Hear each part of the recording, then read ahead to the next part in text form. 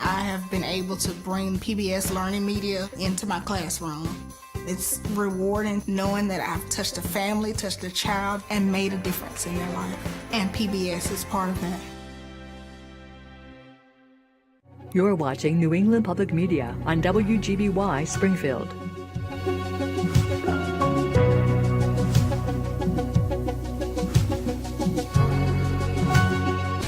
The Boleyns changed the course of English history.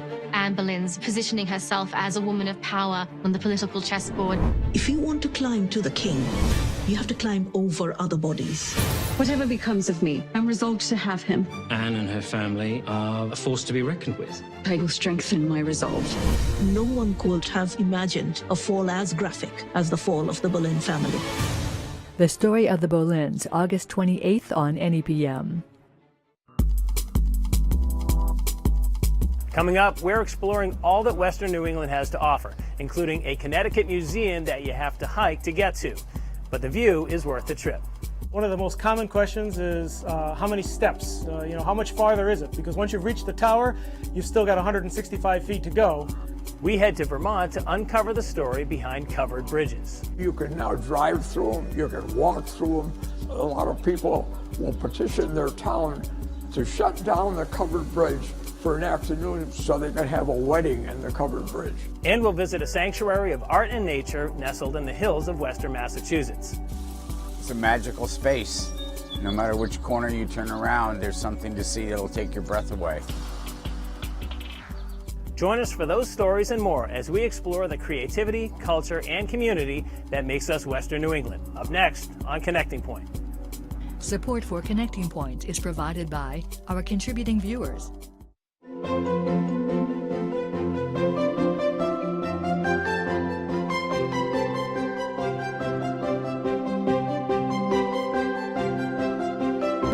Welcome, and thanks for joining us for Connecting Point.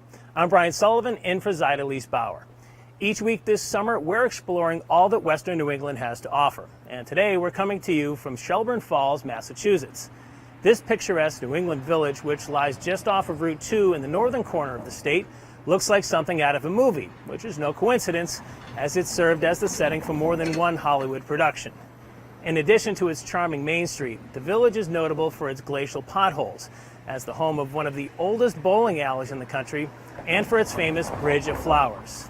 And while we're coming to you today from the heart of Franklin County, our first story begins in the hills of Connecticut. A visit to the Heublein Tower in Simsbury isn't easy. In fact, it may be one of the toughest museums in the state of Connecticut to get to. You have to hike 1.5 miles along the top of Talcott Mountain to reach the base of the tower. After that, it's another 120 steps up to the top of the observation deck.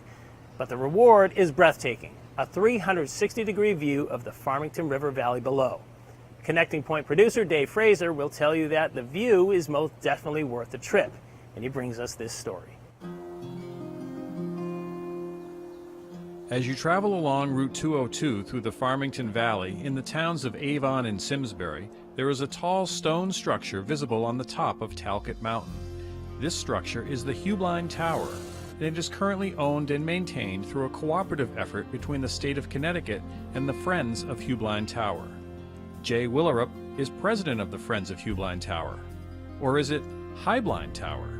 There's actually 3 pronunciations. Heublein is the family, Heublein is the business, and the actual correct Bavarian pronunciation is Heublein. However you choose to say it, there is no doubt that the view from the top offers an amazing 360-degree experience.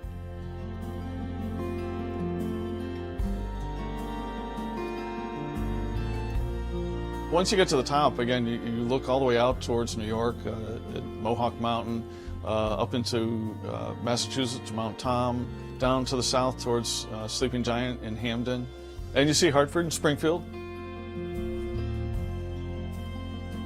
Most people are excited to have made it to the top. One of the most common questions is how many steps, how much farther is it? Because once you've reached the tower, you've still got 165 feet to go.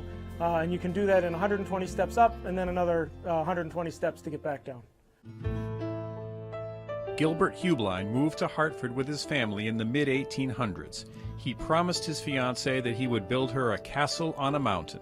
He was here with his fiancee, Louise, and he had walked up here and said, someday I'm going to build you a castle here. And he was 65 in 1914, and he started it then. The Heubleins were members of Hartford's social elite.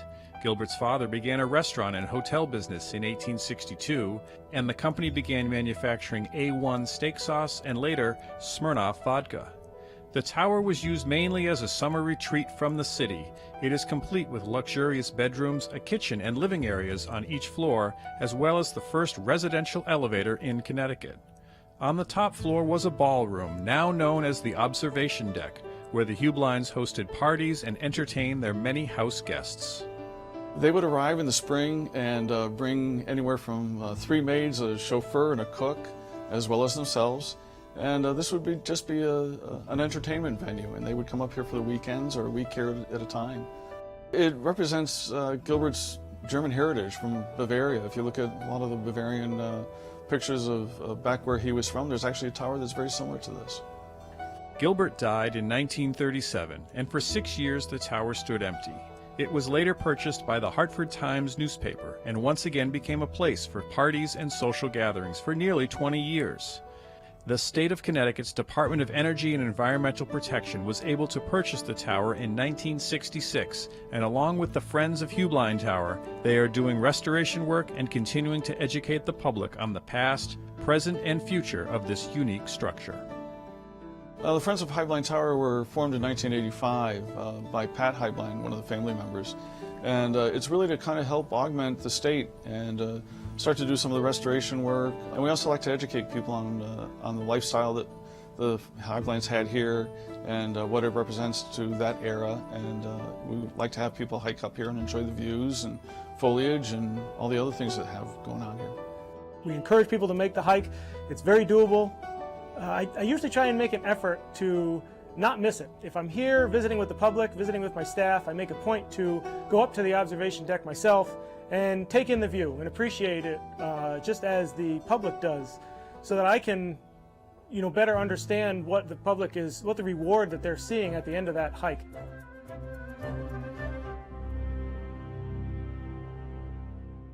We're here today in the village of Heublein Falls at what may be its most famous attraction, the Bridge of Flowers.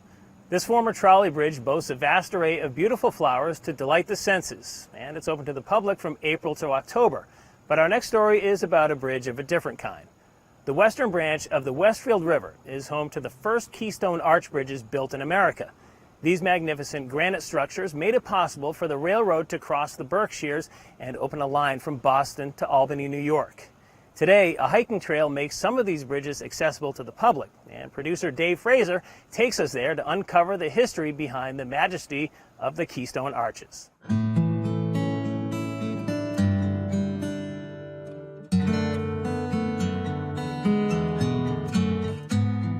One thing I hear a lot when I'm leading hikes out here is just how amazed people are that this could have been done at all, that this workmanship, that how could they do this out here in the middle of nowhere? Secluded stone bridges of exceptional craftsmanship. The Keystone Arch bridges are the oldest of their kind, built for railroad use in the United States. Reaching heights of 70 feet, these bridges span the west branch of the Westfield River as it serpentines its way through the towns of Middlefield, Becket, and Chester. The arches were built around 1840 to help get the Western Railroad through the Berkshires. What actually started the push for the Western Railroad, it was called, for Western Massachusetts, was the Erie Canal. Once that opened up, all the traffic was coming in from the west. It would go to Albany, but then float down the Hudson River to New York City, and Boston was cut out, so they had to figure out a way to get to Albany. 10 stone bridges were built. 3 were lost to floods, and 7 remain today, some still in use by the railroad. Major George Washington Whistler, father of the artist James McNeill Whistler, and William Gibbs McNeill were the chief engineers responsible for designing the bridges, referred to by some as American cathedrals. He was surveying on horseback. They were doing things like building towers so they could see over the trees, lighting fires at night on the next hillside so they could spot, where they were heading and stuff when they were surveying. It was pretty innovative. Much about the arches is on display at the Chester Rail Museum, but for an up-close look at these mammoth granite structures, visitors can hike the Keystone Arch Bridges Trail. President of the Friends of the Keystone Arches, Dave Pierce, took me on a tour recently. The walking west along the Keystone Arch Bridges Trail, the first bridge we come to is the double arch. It's the only double span in the system. This is the Bancroft Arch. This is the last one still in existence in the series. It shares that 5 keystone cluster with the double that we were just looking at. We're now at the 65-foot arch. This is the second highest bridge in the series that still exists. Okay, we're now at what we have labeled the Gator Tail Arch. That's due to the very distinctive ring stones. You can see they're all pointed like the tail of an alligator. Well, we're now at the 70-foot arch. In the logical progression of the trail as you're hiking west, this is the climax. Each bridge gets a little higher, a little more spectacular. Over the years, the Keystone Arches have been written about, photographed, hiked on, and explored. Recently, both the Arches and the Chester Rail Museum, which was built in 1862, were recommended for national landmark designation. Originally, 2 women in Middlefield got them on the historic register.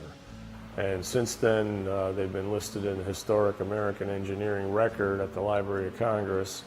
And just recently, we got National Historic Landmark status for 2 of them. That's the highest recommendation, the highest designation that there is, up in the same category as the White House or the Washington Monument. So.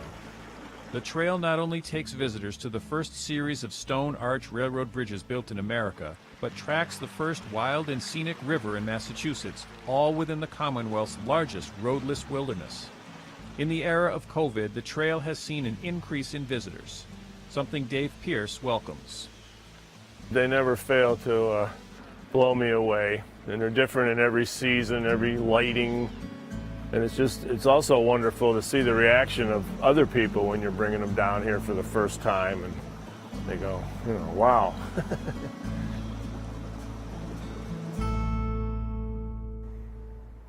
And if you enjoyed that story about bridges made of stone, we hope you'll enjoy this one about bridges made of wood. Few structures in America combine architectural ingenuity, economic necessity, and romantic idealism better than the covered bridge. Today, there are just over 100 authentic covered bridges in the state of Vermont, giving it the highest number of covered bridges per square mile in the United States. And just over the border in Bennington County, you'll find 5 of these quintessential New England landmarks. Producer Dave Fraser paid a visit to the Green Mountain State to find out more. I think the fact that they're still in use, they're not monuments. The historic covered bridges here, in most cases, have outlasted steel bridges. The steel bridges rust.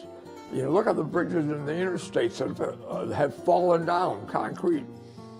I don't think there's ever been an accident caused by a covered bridge failure. The purpose was to preserve the bridge surface. One of the great myths is that it was to keep the snow off the bridge. It was the opposite. You had to snow the bridge in the winter so the sleds could go through. And that was what was called snowing the bridge. And the fact that they were built without any heavy equipment, I mean, nobody had a backhoe then. Nobody had a front end loader or cranes or anything. And somehow they worked out with teams of horses how to pull up those trusses and get them built. In Vermont, there once was over 600. We now think the number is 103 and a half. The 3.5 are the ones that go across the river to New Hampshire. So that's why we only claim half of those. The original truss design in the old barns was the same thing they used to build the first covered bridges. And then as they wanted to build longer and longer covered bridges, they had to go with these different kinds of trusses. We find when people come here, they are just absolutely fascinated with the way this all came about. Our late Senator Jim Jeffords got a $10 million bill put through Congress for the preservation of covered bridges. And that's one reason why even the ones that got damaged always get restored. They're top priority. And I think the fact that you can now drive through them, you can walk through them, a lot of people will petition their town to shut down the covered bridge for an afternoon so they can have a wedding in the covered bridge. And I think people that are used to the modern world and don't think about what was built 150 or 200 years ago, when they see what was built, how it was built, and how well it stood up, are fascinated by it.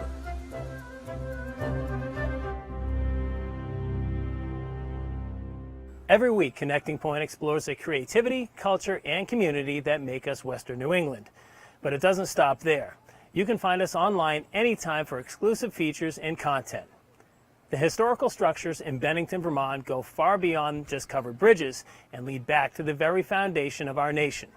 On August 17, 1777, Brigadier General John Stark and his men defeated the British Army in what became known as the Battle of Bennington, a key turning point in the American Revolution. A monument was erected in 1889 to commemorate this battle, and executive producer Tony Dunn takes us there. It got started around 3 in the afternoon, August 16. John Stark talks about it being, just one cacophonous sound for the whole day practically. And they lost about 200 men. We lost about 25, but we captured about 700. I think it was Jefferson who said the battle that was fought at Bennington was the first link in the long chain of events that would bring about the freedom of America, what we had today. You can find that digital exclusive online right now at nepm.org/connectingpoint. We've been coming to you today from the village of Shelburne Falls, and our next story comes to us from just a few towns over. Richard Richardson runs an antique stove shop in Goshen, Massachusetts. Behind it, Richardson has spent the better part of his life creating a sprawling art environment he calls Three Sisters Sanctuary. It combines perennial plantings, butterfly gardens, works by local artists, and a fire-breathing dragon. Connecting Point's Dave Fraser takes us there.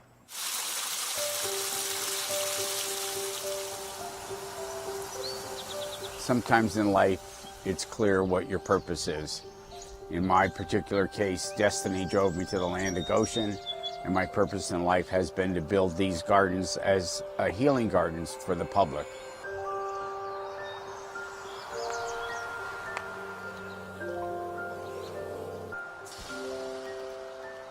My name is Richard M. Richardson. I am the creator and caretaker of the Three Sisters Sanctuary in Goshen, Mass. Destiny brought me to Goshen. Within 24 hours of being in Massachusetts, I drove through the town and I fell instantly in love with it. And I thought if I could live anywhere, this would be it. Unfortunately for me, I lost my eldest daughter, and she gave me the vision to call it the Three Sisters and to continue to build it. Nature itself has been my collaborator through the entire project. So everything that I do as an environmental artist takes so long that by the time I'm done with that one section, something is dictating what I'm supposed to be doing next. I'd like to take all the credit for it being my imagination, but I feel like I'm being channeled, and it's always pretty clear to me what I'm going to be doing next. I believe that this is my purpose in life, and I keep putting it out to the universe with the belief that somehow it's all going to fall into place. Physically doing it, good thing I started it when I was 44 years old. That's all I got to say, because as I am getting older, I am discovering that it's a little bit harder physically than it used to be. But on the other hand, I love creating with nature, and I love taking these beautiful stones and standing them up. And so it really inspires me to put in whatever labor and whatever money it takes to make the magic happen so that the sanctuary can be a gift to the Pioneer Valley. Most people come and they are very moved by it, and they feel that this is a gift that they couldn't imagine was here, and that they've discovered it.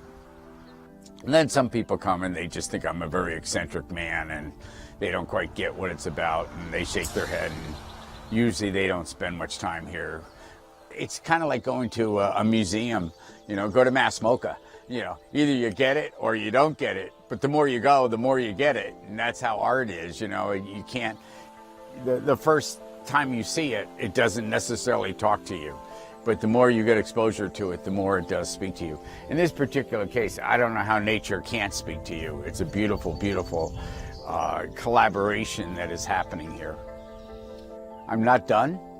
This will probably go on for the rest of my life. This piece of property, I hope will be a gift to the Pioneer Valley, to Western Massachusetts. I hope other people will come and enjoy it as much as I've enjoyed building it.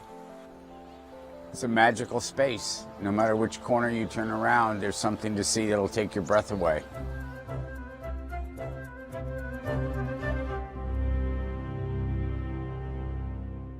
Beloved by hikers and those who love the outdoors, Massachusetts' Mount Greylock has inspired everyone from Ralph Waldo Emerson to Herman Melville.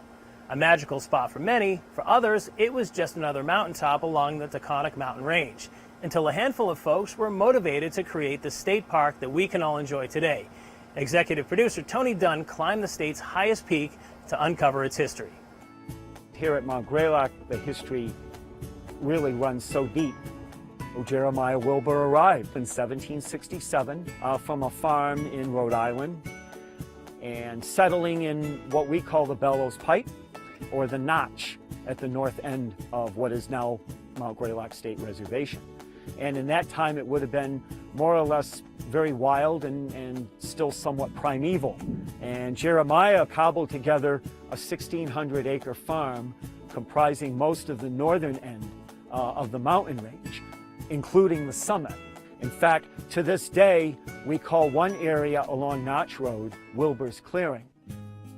400 acres of the summit that originally had been part of Jeremiah's large farm holdings were sold to a group of northern Berkshire businessmen who went under the name the Greylock Park Association. From those 400 acres, they essentially created infrastructure that supported tourism, a viewing tower, an open metal framed tourist tower, a summit house, and a coach from North Adams, and a roadway system. And that roadway system was actually a toll road, the final mile from below the summit to the top. And you had, each visitor had to pay a fee, much as we, continue to charge a fee in order to, pay the costs. And so in that sense, Mount Greylock played a very important, a very key role in the development of the tourist industry in Berkshire County and the region, really. The three founding fathers of Mount Greylock, John Bascom being the most prominent to many today because Bascom Lodge was named in his honor. And he was the very first gentleman to be appointed to the Greylock Commission. And Francis Rockwell, for whom Rockwell Road, the road going south from the summit to Lanesboro, was named, followed by Sperry Road, named in honor of William Sperry, one of the original Greylock commissioners that operated this park, that leads through our campground out to a scenic overlook called Stony Ledge. Because of the unique natural setting and elevation and latitude of the summit of Mount Greylock, it really retains rare elements of plant life, wildlife, and just a physical setting that is unlike any other in this part of New England. Henry David Thoreau without a doubt, is the most famous literary connection to Mount Greylock. He arrived here in July of 1844, and the transformative experience that Henry Thoreau had here on Mount Greylock, I believe, is something that continues to inspire visitors today. James MacArthur Vance is another fascinating personality that really has left his mark in many ways all over the summit of Mount Greylock. He was involved with the construction of the War Memorial Tower in 1931, and the Memorial Committee were so impressed with his work that they hired him to be the architect designing the Bascom Lodge addition when the time came to construct it. And many years prior to this, he had actually left his mark in Pittsfield as the architect of what is now the famous Colonial Theater. Mount Greylock has achieved such a high profile as a recreational destination and as a natural setting because of its visual beauty and the unique ecology that it is generally considered among the top 5 tourist destinations in the northeastern United States. And in fact, William Brewster, who was a noted ornithologist in the 19th century, described Greylock as a Canadian island floating above an Alleghenian sea.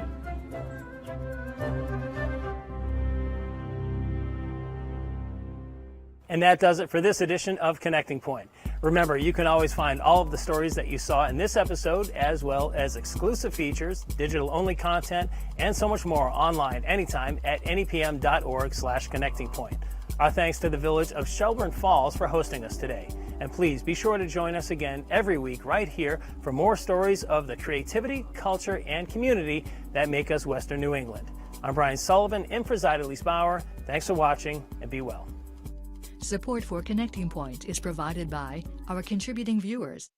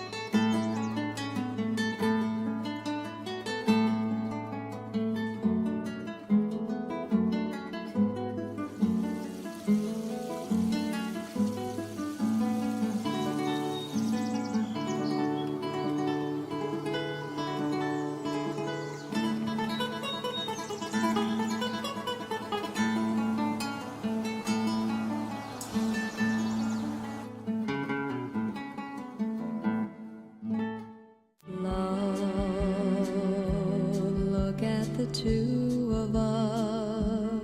The Carpenters return. And yes, we've just begun. Don't you remember you told me you loved me, baby? Rainy days and Mondays always get me down. Close to you, remembering the Carpenters. That's coming up next on NEPM.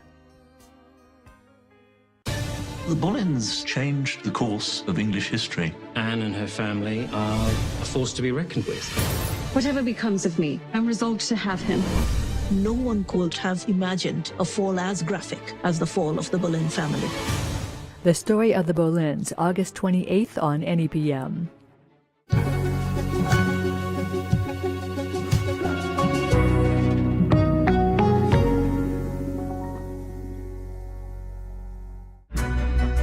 Husband has been involved in a fatal accident.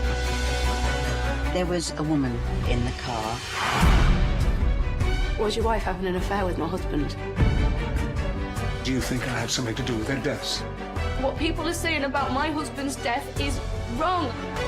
I owe it to him to find out the truth, even if that means putting myself in danger. Stream now on Passport when you become an NEPM member at nepm.org. Get Valley Voices Summer Shorts podcasts every Friday this summer. We've got local stories told by local folks, from Girl on the Train vibes to Southern Gothic drama. One short story every week on the Valley Voices Summer Shorts podcast. Find it at nepm.org or wherever you get your podcasts. I am Mohammed, and this is my wife Aliyah. We have 4 kids under the age of 6. They're American, but they haven't seen their life represented on TV. On Let's Go Luna, one of the characters had a scarf, and that shows them that they're included, that they're connected, and that helps my kids so much. PBS Kids is a partner to parents. They are focused on how to raise kids the right way, to look at the world as one. New England Public Media is sponsored in part by our contributing viewers and by People's Bank. When life gets real, it helps to have a bank that's ready for real situations. People's Bank offers a variety of ways to handle banking, even from the comfort of your own home. More at bank@peoples.com/simple. People's Bank. You're watching New England Public Media, WGBY Springfield. Enjoy a getaway to the majestic gardens of Austria's Schönbrunn Palace, where the Vienna Philharmonic plays music for a glorious summer night. Under the baton of Andres Nelsons and featuring guest soloist, cellist Gauthier Capuçon. Let the sounds of classical favorites fill the air as only the Vienna Philharmonic can do. It's our annual Summer Night Concert 2022, only on Great Performances.